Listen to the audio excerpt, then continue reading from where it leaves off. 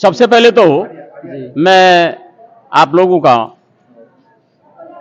जो प्रयास है उसकी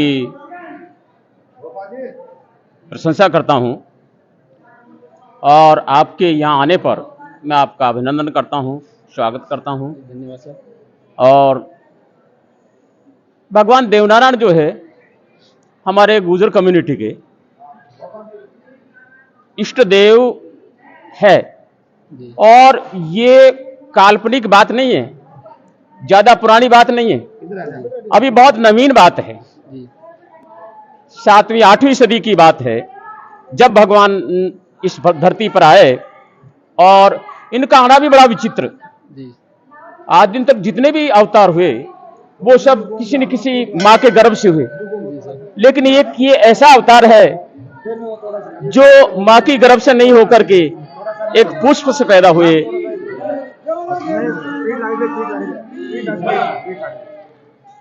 कमल के फूल में प्रकट हुए, तो ये ऐसा अन्य अवतारों में देखने को नहीं मिलता है। इनका एक सबसे बड़ा साक्षात का उदाहरण जो मैं देख करके आया हूं देवमाली में जाकर के, वैसे देवमाली में जैसा इनका चमत्कार है वैसा कहीं पर भी किसी भी अवतार के जन्म स्थान पर नहीं देखा जाता है। यहां तक कि अयोध्या और मथुरा जो कृष्ण की जन्मभूमि है उसमें भी कोई ऐसा चमत्कार देखने को नहीं मिलता है जैसा देवमाली में मिलता है। भैया इधर थोड़ा उधर रहो। हमारे जो लोग गायन करते हैं, लोकगीत गाते हैं, उनमें एक इस तरह से वो एक स्थाई बोलते हैं, देमाली देव पदारिया होली ले सवार रूखा करिया वारणा पर्वत किया ज्वार। तो वो वृक्ष और पर्वत आज भी आप जाकर के देखो तो उस तरफ झुके हुए जिस तरफ से वो रास्ता घूम रहा है। यानी पर्वत झुक सकते हैं, वृक्ष झुक सकते हैं, लेकिन वो किसी एक ही दिशा में झुकते हैं। लेकिन वहां मैंने देखा कि जैसे जैसे रास्ता घूमता है ना वैसे वैसे ही झुके हुए हैं। तो ऐसा चमत्कार अन्यत्र देखने को नहीं मिलता है।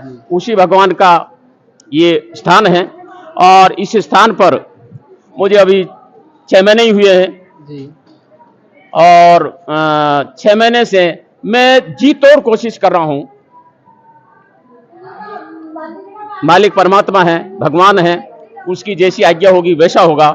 लेकिन मेरे मन में जो विचार है, जो सपना मैं देख रहा हूं, वो ये देख रहा हूं कि ये जो खंडरनुमा बिल्डिंग दिखाई देती है ना, वो एक दिन आकर्षक इमारत के रूप में समाज के सामने आने वाले, भक्त के सामने आने वाले यात्री के सामने खड़ी हो। पहला सपना। दूसरा सपना मेरा ये है, पहली बात तो मैंने आते ही ये देखा कि ये नीचे का जो पोर्शन है इसका, वो बिल्कुल खंडर सुनसान पड़ा हुआ था, बिल्कुल काला हो रहा था, उसमें रसोइयां बढ़ती थी। उसको लिपा पुता करके, रंग रोगन करवा करके और साफ करवाया और मैंने कहा इस जगह का दुरुपयोग हो रहा है, इसका सदुपयोग किया जाए। उसके लिए डिजिटल लाइब्रेरी जो आज के प्रतियोगी युग का प्रथम चरण है वो उसको प्रारंभ करवा दिया है। अब वो अभी बच्चा नहीं है, बच्चे के पास चाबी है, मैं आपको अवलोकन भी करवाऊंगा उसका। इसके अलावा मेरा तो सपना यह है कि अगर मैं एक आध साल रुका और समाज ने सहयोग दिया तो मैं एक संस्था शिक्षा की चलाना चाहता हूं। जगह बहुत है, साधन बहुत है, इच्छा शक्ति की कमी है, वो मैं जुटाने का प्रयास कर रहा हूं और वो अगर जुट गई तो मैं एक शिक्षा संस्थान खोलने का मेरा सपना है यहां, ताकि समाज के बच्चे और उस तरह का शिक्षा संस्थान जो हाई क्वालिटी पब्लिक स्कूलों में जिनकी गिनती आती है, उस तरह का संस्थान में खोलने का सपना देख रहा हूं। अब वो सपना साकार तो ये परमात्मा करेगा, भगवान करेगा, लेकिन मैं देख रहा हूं।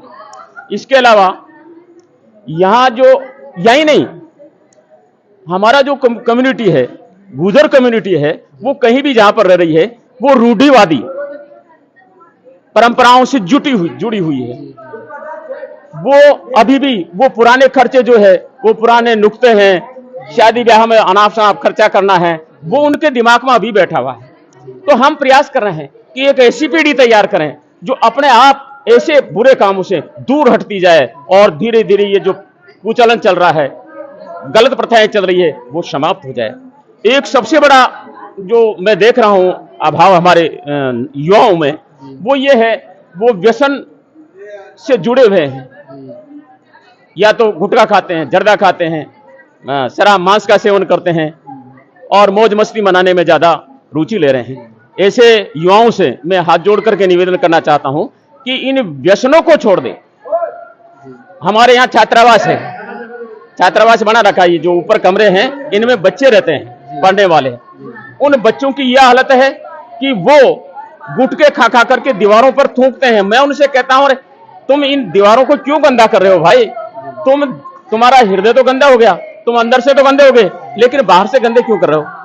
तो ये जो कुचलन चल रहा है, इसको भी मैं जड़ से मिटाने के लिए प्रयास कर रहा हूं। मदद मेरी परमात्मा करे और आप जैसे लोगों का सहयोग रहे, तो ये सारी बात है। नीचे लाइब्रेरी है, ऊपर छात्रावास है, और क्या करूं, इस समाज में एक ऐसी प्रवृत्ति है दूसरे समाजों में देखने को नहीं मिलती है। वो क्या है, पैर पकड़ करके खींचने की कोशिश की जाती है। कोई आगे बढ़ता है ना तो खुशी नहीं होती, दुख होता, परेशान, और दूसरा उसका पकड़, अरे कि तू मेरे को छोड़ के कहां जा रहा है, इस तरह की प्रवृत्ति है। तो ये प्रवृत्ति गलत है और इस प्रवृत्ति की वजह से हमारे समाज का विकास नहीं हो पा रहा है। तो मैं उम्मीद करता हूं कि ऐसे लोग हैं उनको बेनकाब किया जाए और समाज को आगे बढ़ाने का सपना लेकर के प्रत्येक व्यक्ति, प्रत्येक समाज का युवा चले और समाज को आगे बढ़ाए, उन्नति करे। ये मेरा सपना। सर मैं आगे जानना चाहूंगा कि ये मंदिर यहाँ पे प्राचीन मंदिर था या नवीन मंदिर? नहीं, इसके पीछे एक बहुत बड़ी कहानी है जी। 1966 में यहाँ गुजर और मीणा कम्युनिटी में विवाद हो गया। अब गुजर कम्युनिटी जो है वो इस जगह को घेर करके बैठती थी, मीणा कम्युनिटी जो आज जहां है वो उस जगह को घेर करके बैठती थी। इनमें किसी बात को लेकर के विवाद हुआ और उस विवाद के बाद में 2 साल चला करीब वो, उसका समाधान हुआ।